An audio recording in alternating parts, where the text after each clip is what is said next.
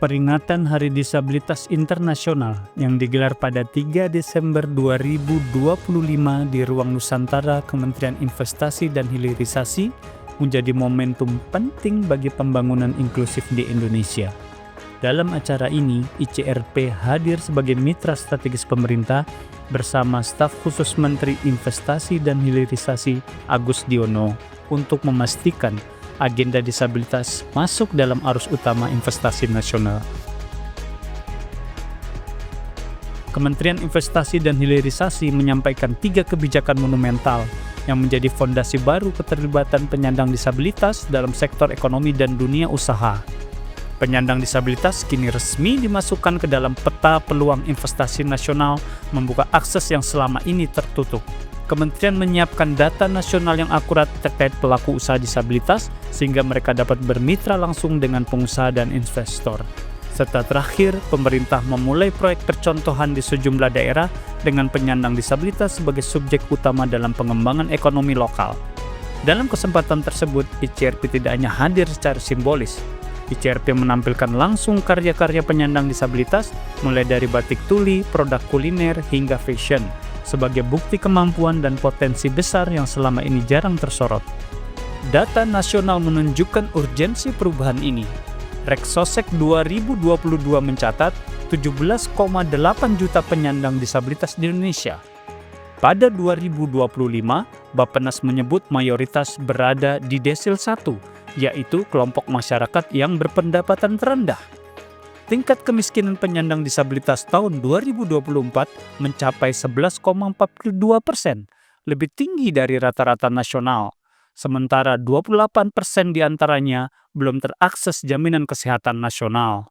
Dari aspek ketenagakerjaan, tingkat partisipasi angkatan kerja penyandang disabilitas baru 44%, tertinggal jauh dari TPAK nasional sebesar 69%.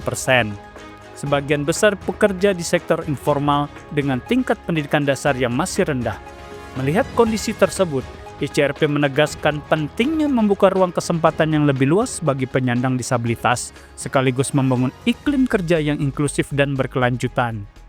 Kami pun memberikan memfasilitasi kemitraan sukarela dengan kaum disabilitas dan juga yang paling penting melalui permen yang kami keluarkan, tepatnya Permen Kementerian Investasi dan Hilirisasi nomor 3 dan 5 tahun 2025, kami membangun online single submission yang memberikan akses bagi penyandang disabilitas secara prioritas.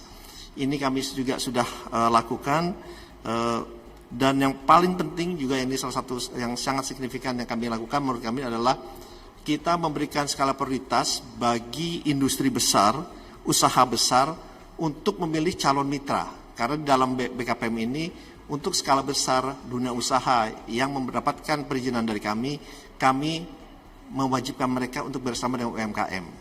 Dan UMKM yang kita berikan prioritas adalah UMKM disabilitas. Jadi semua ini kami lakukan tentunya dengan satu tujuan, yaitu membuka jalan dan untuk memberikan akses yang sebesar-besarnya agar kaum disabilitas memainkan peranan yang penting dalam rangka pertumbuhan perekonomian nasional ke depannya. Melalui pameran karya handicraft, kuliner, dan fashion, ICRP ingin menunjukkan bahwa penyandang disabilitas memiliki kompetensi, kreativitas, dan daya saing yang layak mendapat tempat dalam perekonomian nasional. Semua ini menjadi langkah penting agar tagline "Investasi Tumbuh Indonesia Maju" benar-benar berpihak menghadirkan kemandirian ekonomi dan peningkatan kesejahteraan bagi penyandang disabilitas di seluruh Indonesia.